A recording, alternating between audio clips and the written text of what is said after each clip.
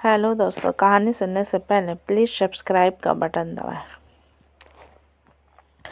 देव नाम का व्यक्ति की शादी अरेंज मैरिज के तौर पर शालिनी से हुआ था। दोनों की शादी अरेंज मैरिज होने के कारण वो दोनों एक दूसरे को पहले से नहीं जानते थे।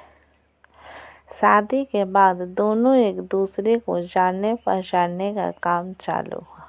कुछ ही दिनों में दोनों एक दूसरे को अच्छी तरह से जल्दी पहचानने लगे थे। जब दोनों में अच्छी तरह से पहचान हुआ, दोनों एक दूसरे को समझने लगे थे, तो देव को लग रहा था कि उसे एक बेहतर ही पत्नी मिली है, क्योंकि उसे पूरी तरह से समझने के बाद उसे समझ में आ गया था कि लव मैरिज करना कोई ज़रूरी नहीं है।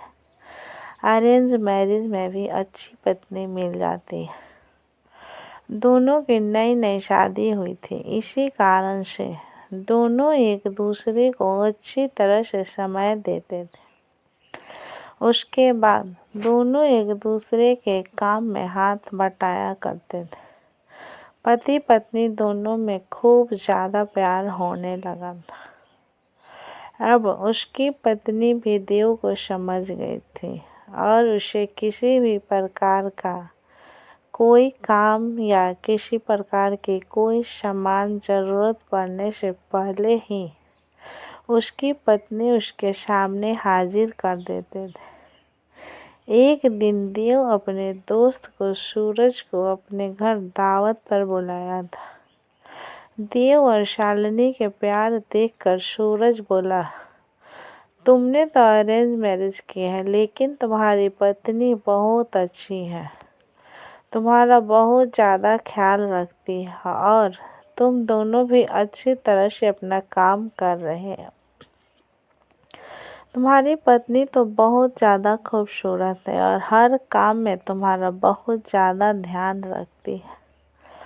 तुम बहुत ज़्यादा खुशकिस्मत हो। तुम्हें अरेंज मैरिज होने के बावजूद भी तुम्हें इतनी अच्छी पत्नी मिली है। एक दिन देव अपनी पत्नी से कहता है कि तुम जाकर तैयार हो जाओ, हम लोग कहीं घूमने जाने वाले हैं।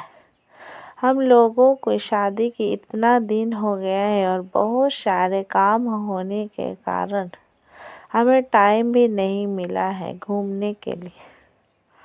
चलो आज हम लोग घूमने के लिए कहीं चलते हैं। इतना सुनकर उसकी पत्नी शालिनी कहती है कि आपने तो बिल्कुल अच्छा कहा जी, बहुत दिनों से हम लोग कहीं घूमने नहीं गए। अच्छा हुआ आज आपने बोल दिया, हम लोगों का मन नहीं लग रहा था। चलो कहीं घूम कर आते हैं। दोनों एक कार में बैठकर घूमने के लिए निकल पड़ता है। रास्ते में जब हाईवे पर गाड़ी जाती है तो उसे एक बड़ी गाड़ी में टक्कर होने के कारण दोनों दुर्घटनाग्रस्त हो जाते हैं। देव को जब होश आता है तो वह हॉस्पिटल में था। जैसे ही होश में आता है वह अपनी पत्नी को ढूंढने लगता है। वह अपनी पत्नी को ढूंढते ढूंढते दूसरे कमरे में चला जाता है, जहां वह देखता है कि उसके सर अथवा पैर में बहुत ज़्यादा चोट आई है। देव घबराकर डॉक्टर से पूछता है कि मेरी पत्नी की तबीयत ठीक तो है, क्या वह सही हो जाएगी ना? तभी डॉक्टर कहता है कि तुम्हारी पत्नी के पैर की नसों में ज़्यादा खून निकलने के कारण पैर को काटना पड़ा है, वह नहीं चल सकती है। इतना सुनते ही शालिनी की आंखों में आंसू आ जाता है और कहती है कि मैं तो आपके ऊपर अब बोझ बन गया। उसके बाद देव कहता है कि ऐसा कोई बात नहीं है, इतने दिनों से तुमने मेरा ख्याल रखा था, अब मेरा फर्ज बनता है कि मैं भी तुम्हारा ख्याल रखूंगा। अब दोनों साथ मिलकर अपने घर की तरफ रवाना हुए। घर जाकर दोनों एक दूसरे के बिना न रहने की कसम खाई थी। फिर उसके बाद वह अपनी जॉब को छोड़कर घर से ही वर्क टू होम मतलब वर्क फ्रॉम होम किया करता था। साथ ही घर रहकर अपने पत्नी की मदद तथा उसके देख रेख में उसका मदद किया करता था। इसी तरह एक दिन फिर सूरज देव का दोस्त उसके घर आता है और कहता है कि तुम तो घर से काम करने लगे हो, तुम बहुत अच्छा बिजनेसमैन हो, तुम अपनी ज़िंदगी क्यों बर्बाद कर रहे हो एक लड़की के कारण? तुम अपनी दूसरी शादी कर लो, चाहो तो इसे भी अपने पास ही रखो, लेकिन तुम कंपनी में चलो काम करो।